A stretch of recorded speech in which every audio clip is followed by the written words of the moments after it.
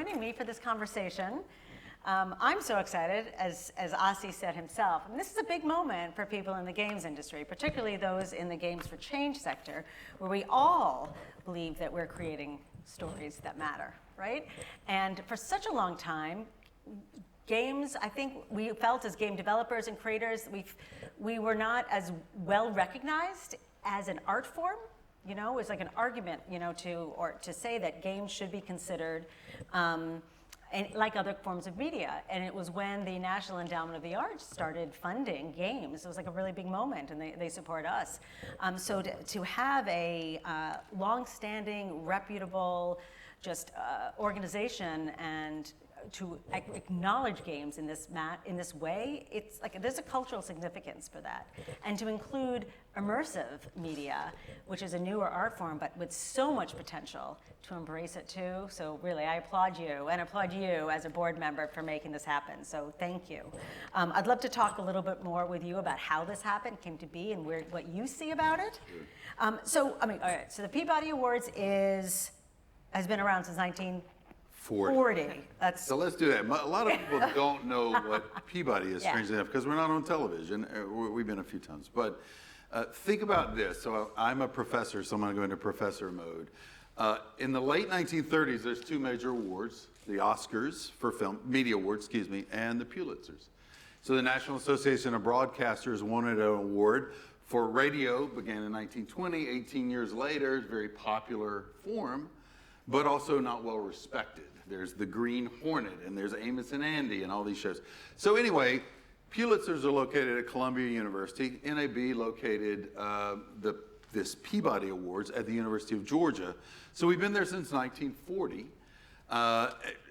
longer than the Television Academy, et cetera, but at an educational institution.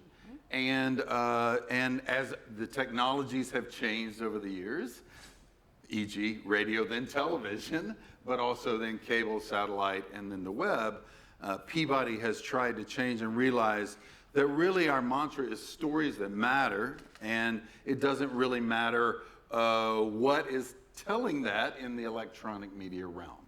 So that's how we kind of arrived at this moment. Many in the audience might know there's a professor that was at MIT and then Georgia Tech, Janet Murray. She wrote the book Hamlet on the Holodeck. She was on the board when I took over the Peabody Awards 9 years ago. And we both realized that games were a significant way of telling stories that matter. And that the strong narrative component of games had been underappreciated, and that we needed to do something about it. So how we arrived here began from that conversation with Janet, and we can dig in, but that's kind of the beginnings for me of realizing that I had a board that was not really capable of judging immersive and interactive. So I went out and hired, if you will, a bunch of digerati that are super smart and very accomplished in this area to be the judges of these awards. Now, have you tried multimedia like categories in the past? Have they worked? And like, why did you feel that's the right time? You know, Peabody works on an economic model of entries, that what we get, and a lot of what came through the door was more journalism based, with some interactivity, and we've given awards for, you know, a New York Times piece, Snowfall, interactive journalism, or the Canadian Film Board, High Rise, but the problem was we weren't getting a robust field of entrants. In particular, nothing in VR, or very little in games. And so I created in 2015 a thing called Futures of Media in a partnership with Facebook. And we basically ran a beta for 4 years, and it worked so good that I decided to blow it up and create this instead, and really mainly bring on folks that were deeply connected to quality media, could, by their presence, bring in the kind of entries we needed to be judging, but also really have a strong aptitude for judging. The Futures of Media Award was judged by University of Georgia students, and while they did a killer job, it was just time to really take this to the next to the next level. Now, you talk about stories that matter, so there is a focus on narrative in this, right? Correct. Yeah. I mean, it is the story component for us that, you know, what I've said all along is, well, let me go back a step. As a professor, I was one of the first that was bridging this gap between entertainment and politics. The political community, journalists, weren't very receptive to entertainment being in that space, and I believe it's central to citizenship. So for me, I immediately said that digital technologies provide an array of affordances to tell stories, powerful, meaningful stories, stories that matter in a multiplicity of creative ways. And that was it for me. And we judge that way still. We don't really care that it's XR versus an interactive documentary versus a social video versus a game. It's, are you telling something using your medium in a powerful, moving way? And so that's the impetus behind it, is this kind of focus on citizenship, if you will.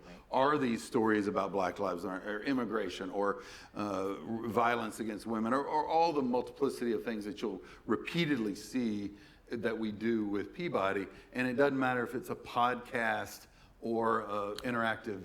So to answer your question, yes, we would get a journalism piece that was really good using data visualization, say hell and high water, about flooding in Houston, which then a year later, Hurricane Hugo hits and exactly happens. And we were getting it, but we weren't having enough of these materials. So we just felt like as an institution, we needed to do a better job and that we could play an important role in doing a lot of things. We're not going to pretend we're white knight riding in, dun, dun, dun, but there is a place for cultural affirmation from an educational institution that's been around for 80 years to put its imprimatur, to put its patina and say, these are meaningful stories and meaningful works. You, the general public, may not be aware of them, but let us draw your attention to them. So you started off by announcing some legacy winners. That's right. And it was so just wonderful to see so many creators that we've recognized in our community and on these stages in the past. Maybe we can talk about them, like Nani de la Pena and Journey, right? Genova Chen. Never Alone, Papers, Please were some of the games. Amazing, amazing. Kipu, so there were a lot NVR, of... Notes on Blindness, who we've gotten to know, the Archer's Mark and Atlas V people. They've been here. Yeah. Notes on Blindness. Notes on Blindness. I mean, remarkable pieces. I'm curious, Yasmin, because you are on the board, right? But you're also a creator yourself, and you also won many awards yourself. You've won an Emmy. You've won awards at Sundance and Tribeca and many other places. I'm curious how you feel, one, why you decided to get involved, and what do you think the importance of an award is to our industry and into the creators? Yeah, that's a great question. I mean, why I got involved, I mean, as a creator, it's always a little tricky to decide if to accept, you know, this invitation, because obviously you have to remove yourself from, especially with projects that are, you know, currently in the ecosystem. Because you're currently working on your own Yeah, thing. exactly. Right. But I think, I mean, I probably think that most of the board, who are all themselves as well in this position, I think there's something that is greater than us that's exciting about, first of all, the meaning, like how meaningful and significant that the Peabody is doing this, and wanting to be part of building this blueprint. And what does that look like? Especially because all of us have been, you know, and myself, I've been in this industry for a long time when it was homeless, you know, we didn't really feel like we had a place. Yeah. So for me, that just felt, you know, really exciting. So that's why I was excited to join.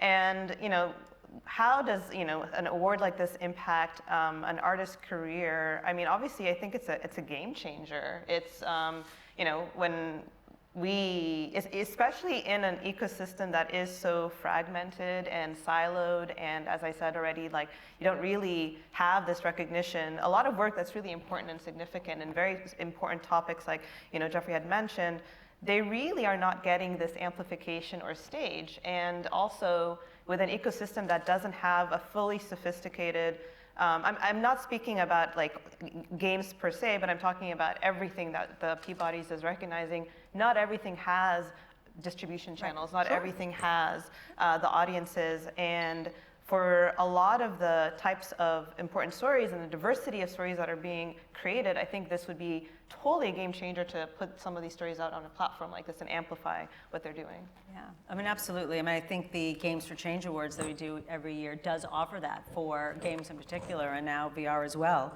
I'm curious about the process, being a juror, and how do you're so thoughtful at the Peabody Awards. We can tell that so much goes into this. How is the jury process different than like numerical, cards? Yeah, that's, to me, that's the defining feature, and I'm glad you feel that you could see the results. It's face-to-face deliberations. We meet with the traditional board, and the same will happen with the interactive board. It's 3 times face-to-face. Now, there's a screening committee process of experts based at the major media research institutions. But when we get face-to-face, we watch everything, and then we talk and debate. And that's where the magic happens, because what is a story that matters? Well, you have to argue your point. It's not just, is the technology doing this well, or boy, for the other board, boy, so-and-so was really funny. But does it matter in some sense? And so there's a cultural moment in that you're rhetorically having to convince your fellow jurors. And so there's a thoughtful process. And then the second aspect of it is it has to be a unanimous vote. Now that's different. Oh, it does. It's a unanimous vote. And so I remember the first time when I got on the Peabody Awards, we gave an award to a program from Al Jazeera. And this lady said, if you can get, at that point, 15 people to agree on Israel-Palestine unanimously, you're doing something good, And it's a joke, but it's funny, can you get 15 people on this board to agree that that's a story that matters in VR or in a game that's doing something significant? And we believe that respect for your colleagues, listening, I mean, they've earned their right to be there. And again, kudos to all these people on the board, and you can see their names on the webpage. Can you say any of the other board members? How many are there? There's 15. I slaughter everybody's last names, but Naveed, Naveed Ansari, who would think stories. Opayemi. Olakemi. You see, I'm a white guy from the South, and Jeff Jones, and my best friend is John Smith. Kamal Sinclair. This is a tough crowd. Come on. That's great. So you really have identified. Kat Cizek, Diana Williams, Sarah Thatcher, Lance Wheeler. You can find them on the webpage, but they're all earned their right to be there. And so people speak with an authority. And there's journalists, interactive journalists, Al Shaw and Gabriel Dance with the New York Times, and you've earned your place to say that, but there's respect across these generic and platform boundaries. So I may not be, so I'm a professor of television studies, but on the other board, there's documentarians, and there's journalists, and there's showrunners, and you've earned your right. So when you're having to debate and agree unanimously, that's the magic. And so we basically, there's not a lot of shouting. There's a lot of respect, and it's a deliberative process and a consensus model. And I'm real proud of getting it there. That's really great. The shouting and the fighting, no, nope. Not allowed. Leave that up. It was when I got there. We've gotten better at a consensus model now. So you talked about the documentarians, and you talked about the journalism, but how important is it to recognize that's just stories that matter on its own, as opposed to like in a big picture way, rather than separately recognizing the media forms, right? Like separate awards for VR, a separate award for games, or for the journalism. Like, why is that so important? I can respond. I want to hear Yasmin's response. Like, you're here at a gamers conference, but they had this huge, beautiful XR thing downstairs. I feel like these forms are coming together, but what do you think to answer this question? What's the important? I mean, I think I don't know where to start. I mean, I definitely think that it is similar to what I was saying earlier. I think it's acknowledging the work, the journalistic integrity, the documentaries being made. Some of the creators out there that are embracing new mediums because they're telling stories in new ways. It's not necessarily about emerging technology or playing with tech or form. It's actually because it's enabling a whole new way of telling a story that, and this kind of convergence of form and content.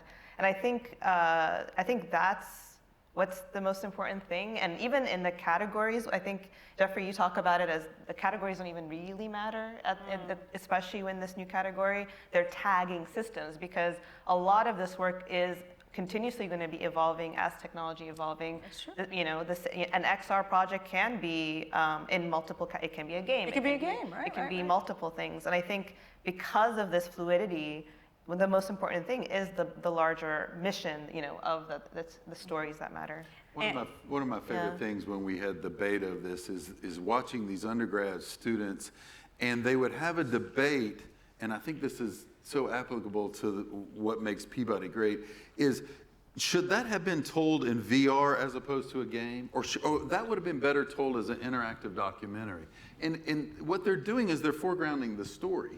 Yeah. Now, what technology do we need to do that story the most justice? And I thought that was a brilliant way. And so when we judge, when you think about the Peabody Awards in field building, there are these silos. This is games for change. Well, what about the interactive journalism folks, the data journalism? What about interactive documentary? And I think there's a tendency, what little I know, but the television industry, the worst is these silos. And what I like about what we're trying to do with these different categories is, in essence, it doesn't matter what your category is. And so I'm hoping that it does extend the conversation and the attention we can bring to these programs, that people stop seeing this is my little niche or our community and our listserv or Slack channel, et cetera. And there's a broader conversation about how, again, these digital affordances can tell stories in these powerful ways. Yeah, I mean, eventually the platforms and the tech won't matter, and they are converging, and they're changing so quickly, right? So I think that's, you lead with the story, lead with the content, the integrity, and everything else follows, right?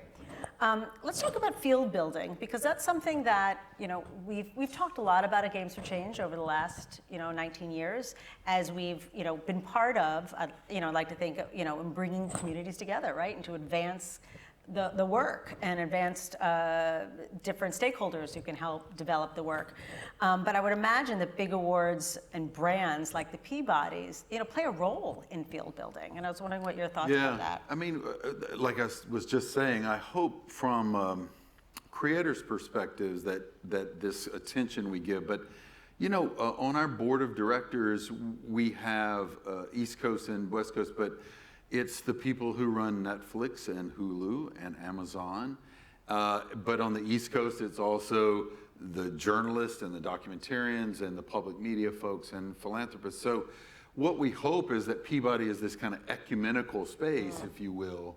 But that the Ted Sarandos who sits on our board is like, wow, look at these great. So again, it's a proselytizing kind of role. Again, if I see my role as this, it's about citizenship, not just commerce, then that industry, the more we continue to bring the entertainment folks in to the citizenship mothership, I love that. we're hoping that, that now including immersive and interactive, standing alongside Breaking Bad or Hacks or whatever wins, then that's elevating its awareness and its importance. Yep, I mean, I think that's one of the reasons why, I was so excited to hear about this, and I know our community is too, is it validates the work. Yeah, exactly. Right? You're recognizing the work alongside what you've been recognizing for the, Exactly. It's just amazing. It's really amazing. And I wonder about, let's just talk about just fields well, no, let's just look at this. What about celebrity? You've mentioned Breaking Bad, and there's a lot of high-profile projects that have come through the Peabodys. Has that been able to advance? Have you leveraged that? Where do you think the opportunities are? Well, that's a good question, and it's always about distribution of even our show and our awards, and how do we get that word out there. What I like to say is, in the traditional board, there's 30 awards. Only 10 are entertainment. The others are podcasting, How many awards there are total? 30. Out of 30, break it And down. only 10 are entertainment. But the bright light of celebrity, when those celebrities focus on the local Arizona piece on police misconduct and racial profiling, or when it does a podcast that nobody's ever heard of on rape culture, when bright light of celebrity shines the light on those smaller stories, that's a win to me. And we have had a lot of success, especially in this COVID period, of having celebrities step up and shine their, use their spotlight, because now we just realize, hey, you can record that in 20 minutes and it does. So we'll see if that works in this same space. We did have Daniel Day Kim do one of our winners in the Legacy, and I forget who else. He did Phil Yu and somebody else. I'm sorry, I didn't come with my notes prepared. But it can help shine a light on these types of stories. So again, that's that ecumenical thing. If you can bring in, have that relationship with the entertainment industry to be engaged in these spaces. Like Joseph Gordon-Levitt's with his co-creation model of hit record is an example of a big A-list celebrity who can draw attention to what co-creation even is. Which is amazing. So Peabody can play that role of leveraging that up. Right, and I think that ties it back to the field building, right? Because right now it seems that these different sectors are fragmented, right? And it seems to operate in its silos, but these kind of cross-pollinating, worlds rises all ships. Yeah, and the economics, as we know, forces that silo kind of thing in a lot of ways. And so can cultural organizations like the New York Times right next door or Peabody help break that down a little bit? And do you think it's working? Do you think it's something that is taking a long time, or how do you feel about that? Ask me a couple of years from now. But I don't know. I feel like, Ian was up here early, had been doing this for 20 years. Does it matter, kind of thing? And I think it's, I think there's a cultural bias still against games, but I'll give you guys an opinion. I teach large lecture classes. I have 300 students in it. And so I might on anything say, how many of you watch such TV show? Smattering of hands. Really? How many of you play video games last week? 80, 90% of the hands go up. So if we don't really realize that this is not just something 15-year-old boys do or whatever, that this is a central currency of our society in how we engage stories and each other. I enjoyed watching my teenager play online through a pandemic when they couldn't have gotten together. We were doing D&D a long time ago, but this was their. So that's that kind of thing that I'm hoping the role we can play. Yeah, and that's an important role, I think, in the public-facing messaging, right? That games are part of our culture. It's an art form, right. And that it's elevated to having a societal good, right? And Absolutely. I think you're preaching to the choir here in this room, Exactly. But so many of us are out there, still fighting the good fight to change the narrative about games. So staying with games for a second. So we talked a little bit earlier about narrative, but I'd love to, I don't know if you can talk a little bit more about like how you frame interactivity. Well, I'm going to respond, but how would you advise them, advise the Peabody on how to think about interactivity? Yeah, I think that's another one of those great questions that I don't know if we have a strict definition for or an answer to, because I think that interactivity can be anything from obviously having audience participation and co-creation. Interactivity could be all just about audience agency in a VR experience. It does not necessarily need to be interactivity in the maybe historical sense, right? And I think because of this lack of strict definition, it's actually quite wide open what interactivity means and the type of projects that the Peabodys would be considering. I don't know if you'd have another. But engagement, I love the word play, but I'll start with engagement. Engagement, in social video is someone, forwarding, commenting, critiquing, creating a robust dialogue. Are they engaged? Yes. Play to me is a more expansive term. I mean, even if you're looking at interactive documentary or interactive journalism, you're still, you're in the Washington Post database about gun violence. You're still engaged in directing, oh, I want to know this, I want to go there. You are a part of creating meaning. In media studies, we talk about this word polysemy, many meanings. And that is derived from the agency of the user. And so for me, I'm very expansive in understanding what is interactivity. But if it has that engaged user, that playful moment of play for a user, then that's much more. I mean, don't get me wrong. I've spent my life defending television, but it is asking a little more in the creation of meaning in a narrative from a user than a consumer of television often is asked to do. Yeah, I get it. So this is new, right? You made this announcement. You had the Legacy Awards that you gave retrospectively, yes. When you start this new award, obviously, there's risk, I guess, to it. Is it going to work? Is it going to attract? Do you have any? Can you share about any of your hopes for the award category or any fears? Yeah, I'm hoping we'll get a robust, I'm hoping that if we can get the word out, I mean, I look at the nominees for the awards that this organization gives out, I'm blown away. I think it's awesome. So I hope that there's those types of content creators. I mean, one of the true magic, I've literally had people on my board tell me, 3 people in the last 4 years say, this award has changed my life. And the process, jury. And I'm like, are you kidding me? Like, you were on NBC News. What are you talking about? And they literally look at you and there's something deeply meaningful when you consume meaningful media. I mean, I'm talking about preaching. I'm going to go full south on you here, like preach. But when you consume meaningful media, it can change how you see your world. And so for me, the excitement of this is if we can get all of these projects, is our opportunity as a board to see them and choose the best.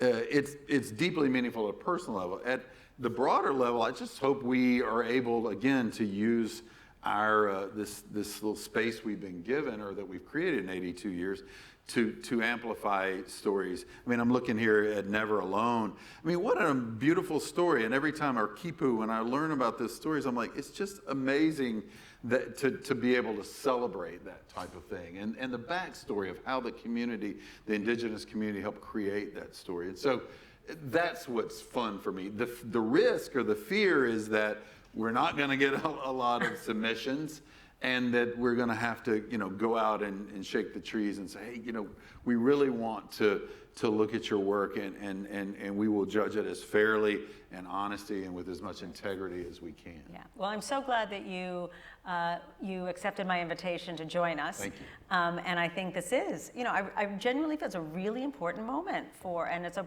wonderful moment for the community that we're all in. And I'm happy to be able to give you the platform to share, this with all of us. I know there's some information up here, right? A QR code, take pictures. About how to submit. I do have to ask you, and tell me if you don't know this yet, is it going to be an annual cycle in this time frame? Yeah, we have made an exception for this bizarre COVID world that we've all been in the last, so I believe that it's an annual cycle. This year, for various reasons, we created a submittal platform of your work from 2019 to 2022. Oh, wow. We go into great depth about why, but it's all pandemic related. But yes, it will be an annual cycle.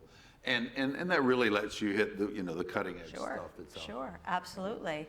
Well, thank you so much for joining us. And I really encourage all of you here to consider submitting.